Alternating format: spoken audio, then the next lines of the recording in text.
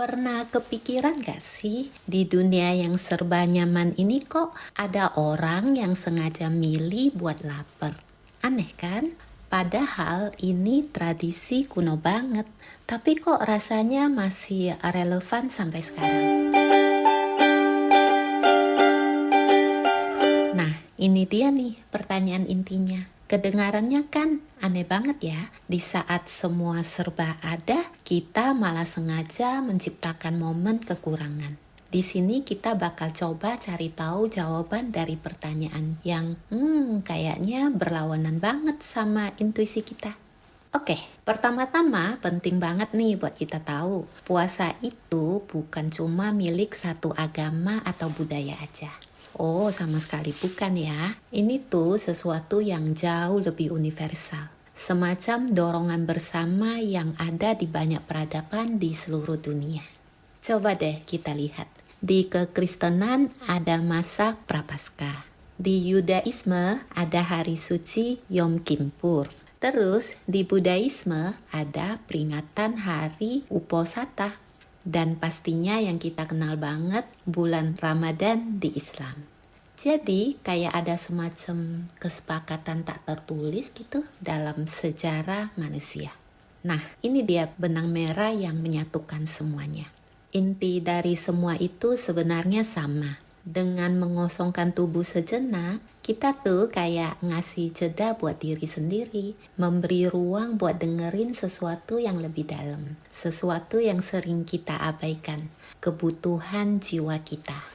Oke, sekarang kita geser dikit ya dari gambaran besar barusan, kita masuk ke pengalaman yang paling personal. Gimana sih rasanya puasa itu?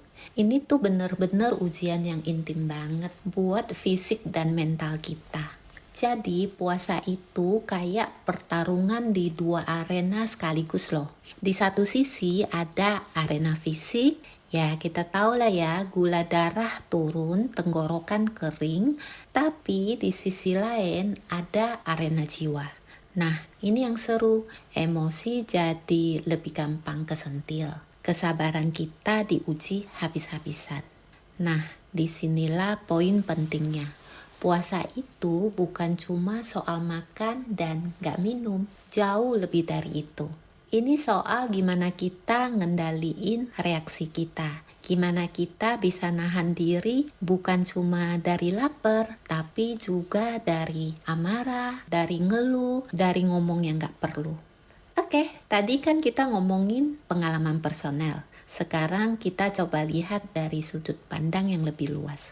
Puasa, apalagi Ramadan ya, itu bukan cuma soal disiplin diri sendiri, tapi juga jadi fondasi buat membangun sebuah komunitas. Biar kebayang konteksnya, kita mundur sedikit ke masa awal Islam. Waktu komunitas Muslim pertama pindah dari Mekah ke Madinah. Itu kan bukan sekedar pindah kota ya. Mereka itu lagi membangun masyarakat baru dari nol. Nah, di momen yang genting inilah puasa Ramadan ditetapkan sebagai sebuah disiplin kolektif. Kutipan ini nih keren banget sih. Benar-benar nangkep filosofinya. Buat masyarakat yang baru lahir itu, puasa ngajarin satu hal penting. Kebebasan sejati itu bukan berarti kita bisa ngelakuin apa aja semau kita. Justru kebebasan tertinggi itu adalah saat kita punya kekuatan buat bilang enggak sama keinginan kita sendiri.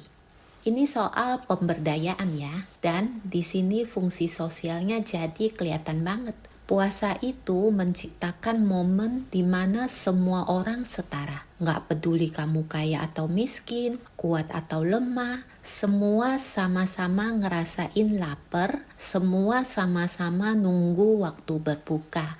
Pengalaman bareng-bareng inilah yang bikin ikatan komunitas jadi kuat. Nah, sekarang pertanyaannya, gimana caranya sebuah ritual yang lahir di tengah panasnya gurun pasir bisa bertahan dan beradaptasi di seluruh dunia? Ini cerita yang menarik banget soal sebuah tradisi ya. Fleksibilitasnya itu kelihatan jelas banget kalau kita bandingkan pengalaman puasa di berbagai belahan dunia. Coba bayangin deh. orang yang berpuasa di Mekah durasinya relatif stabil. Sekarang bandingin sama orang di Paris pas musim panas bulan Juni yang bukanya bisa hampir pukul 10 malam. Ritualnya sama, tubuh manusianya sama, tapi kondisinya beda banget.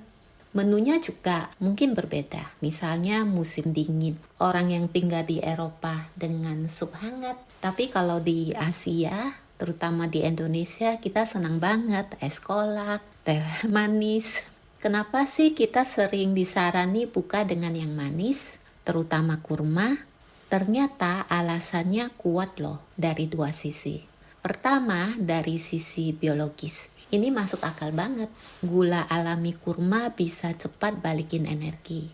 Nah, yang kedua dari sisi simbolis, ini dalam banget artinya. Rasa manis itu jadi tanda bahwa kehidupan yang manis kembali lagi setelah kita berhasil menahan diri seharian. Oke, dari semua yang udah kita bahas, coba kita tarik kesimpulan besarnya ya. Apa sih makna terdalam dari puasa?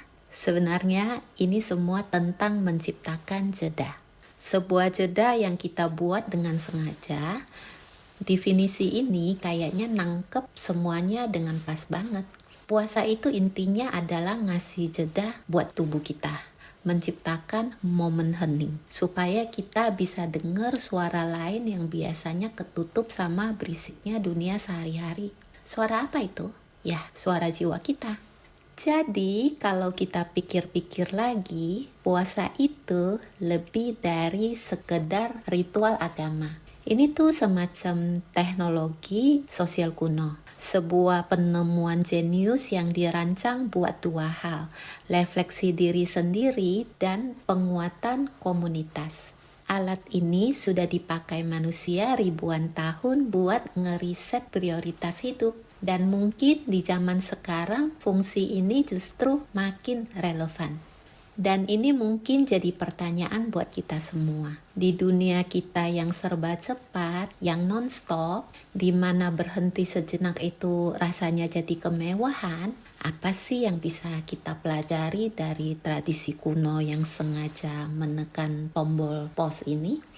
Mungkin rasa lapar yang kita ciptakan itu sebenarnya adalah pengingat akan lapar kita akan sesuatu yang lebih dari sekedar makanan.